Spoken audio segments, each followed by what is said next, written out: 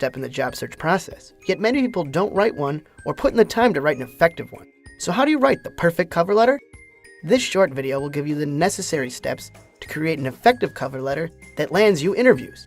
We often hear people ask, do I need to send a cover letter? The answer is yes. You should always send a cover letter unless the job posting says otherwise. The point of the cover letter is to give a bit of an introduction as to who you are, your interest in the position, and why you'd think you'd make a good fit. It also adds a human touch to the plain old boring resume. Okay, so let's get started. First thing we're going to cover is the format, and then we'll cover things you absolutely need to mention if you want your cover letter to stand out from the hundreds of other job seekers. Okay, let's take a look at how a cover letter should be formatted. As you see in our template, the header should have your name, contact number, and email. You can keep it similar to the header on your resume, but omit your mailing address.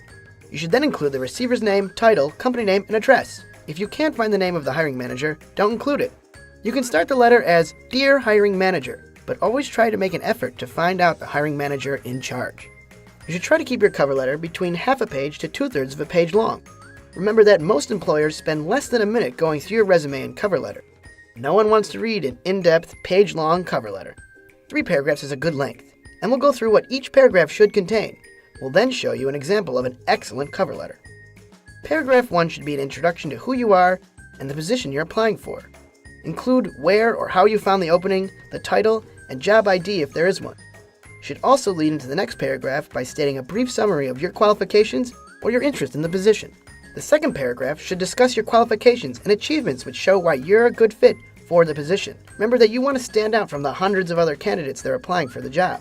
So don't just give a few examples of what you did in your last position. Show how you went above and beyond. Mention a few examples of quantifiable or measurable achievements in your career. Use compelling language and don't repeat the information in your resume.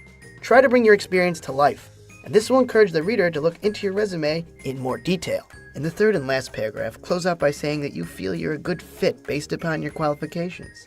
Remember, you should include a call of action, which in this case would be inviting you to an interview. And the last thing you should do is thank them for taking the time out to consider you. Let's put this template into action. Here's an example of a great cover letter. Hi, Susan. I'm writing to express my interest in the accounting position you have open on your company website with the job ID 11220. I'm a certified public accountant and confident that my experience and skill set would be a great match for this position.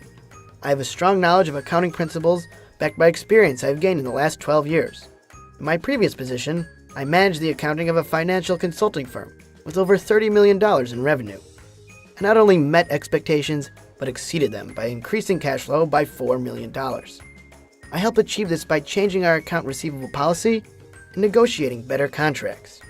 There's more in depth on my experience and skills in my resume, which I would appreciate you looking over. I am certain that my experience and skill set would make me a great candidate for this position, as well as a great asset to your company. Please give me a call at the number above to schedule an interview at your convenience. I appreciate your consideration and look forward to hearing from you soon. Sincerely, John Smith. So there you have it. Remember these 3 points in your resume: who you are, your qualifications and how they can benefit the employer, and a call to action asking to schedule an interview.